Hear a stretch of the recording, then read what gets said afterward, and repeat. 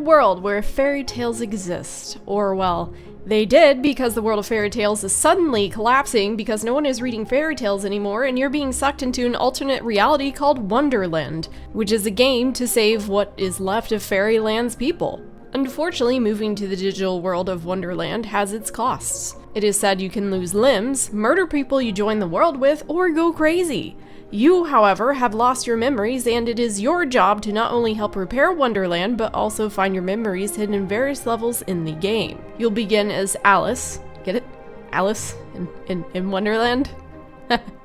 Anyway, but you will be introduced to and play familiar fairy tale characters that you'll unlock along the way. Wonder's Eternal World is an open-world action-adventure game with some elements of roguelike, gacha, and MMO weaved within. This game will be a cross-platform between PC and mobile, however, iOS is not yet supported in the testing phase, so that will be something to look forward to in the future. Currently, there is no release date for this game, but there is a current test phase. I was able to join the early access for influencers on April 18th to the 20th. There will be what they call a closed beta test, or what I'd like to call a regional test, on April 24th. Anyone who is in US or Canada or uses a VPN can join the closed beta test by simply going to their website, creating a Stove account, and downloading the game. I will put the link in the description below. Once beyond the tutorial, at least for the test phase that I played, you could swap between various characters such as Alibaba, Robin, Oz, Alice, Scarlet, Snow, and Odile. Each had their own unique weapons, passives, and skills. So depending on if you want to play melee like Snow with a giant hammer, or range like Oz with a staff, you could easily choose your more favored playstyle. Each of these characters can be decorated with various outfits, accessories, and weapon skins to give you a more unique look. If you were not in the test phase, it looks like you will be able to garner the characters by unlocking them through doing the glitch dungeons, which is where the roguelike aspect comes in, or just by login rewards. These dungeons appear to be the main purpose of the game. Within the glitch dungeons, you'll move through it section by section, choosing which path to take depending on if you want to work towards garnering gold, weapon upgrade, shop, get an artifact, and so much more until you hit the final boss of the dungeon, which concludes the run. Each chapter has a new glitch dungeon theme and monsters to tackle. You'll start out the dungeon with your 2 basic skills, but as you level, you'll unlock unique passives that can influence your speed, strength, extra damaging abilities, which uses skills or dodges,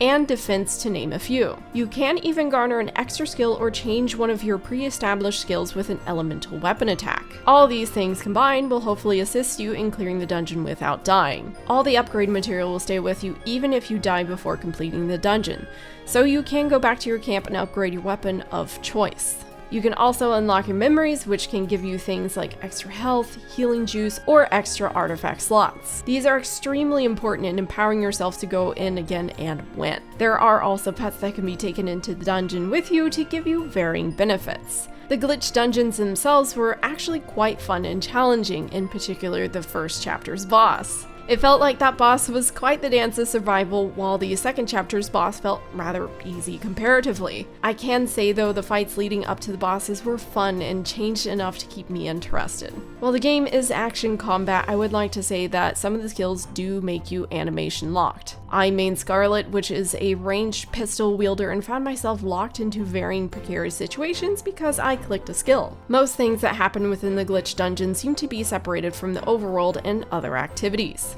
Your levels, memories, and buffs will not come with you out into the world. The only thing that does seem to transfer over are the things found within the gacha system or purchased items. Both pets and artifacts are won through the gacha system, whose rates we are unsure of currently. They can also be purchased with your memories within the glitch dungeon and would probably be the best free-to-play way to do it. You can also purchase outfits, which do bear benefits if you're wearing it. I'm unsure if this transfers over to PvP as well, but I assume so. You do go in with your pet, which does have benefits of your choice. The PvP itself is quite fun, as are the glitch dungeons, but the PvP allows for you to either have a free-for-all against the other players, have a 4v4, or a custom match to set up yourself. The goal for each one is to gather 9,999 gold because of reasons.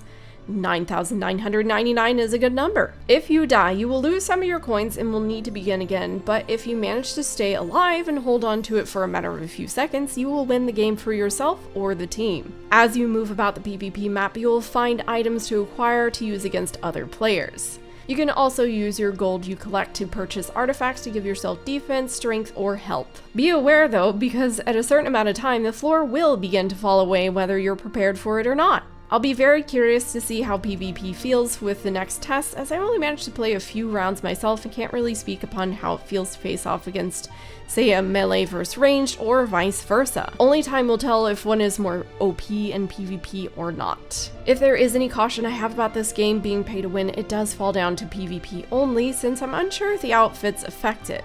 We do know the pets are in PvP, so the better the pet, the better the upgrades, the better the benefit. I guess we'll have to wait and see for more info. Outside the PvP and glitch dungeons is the Overworld, which is based on fairy tale lands such as Gingerbread Land, Frozen Land, Queen of Hearts themed land, and a few more that will tickle memories of stories you heard as a kid. Here is where you will encounter other players. There isn't much you can do in the overworld in this current beta phase, but you can collect some chests, rocks, and trees while not really being able to interact with the world around you. There's lots of empty space at this time, and you can't really interact with things like a Ferris wheel or a seesaw, or really even other players beyond emotes. Therefore, the world itself feels rather soulless and empty. As I began leveling through the game, a few extra things began unlocking in the overworld, like mining, farming, and a ranch. There's a few more I haven't unlocked due to only getting to chapter 2, but even though I unlock these features in the open world, there's no real reason to visit them. And you don't even engage in an activity to get these items, as these shops to collect these items will just appear in the main square to collect. It appears these items will be used for crafting appearance items, gifts for your heroes to unlock stronger buffs, and mounts. So if I'm being completely honest, I see zero reason to have such a large overworld. It's just kind of there, and you have a mount to traverse it if you want, or you could just teleport around. As far as other activities go, there are minigames. Some of the minigames weren't available to me in this test phase, either due to people not queuing for it or it not being available, like a dice game or a racing game.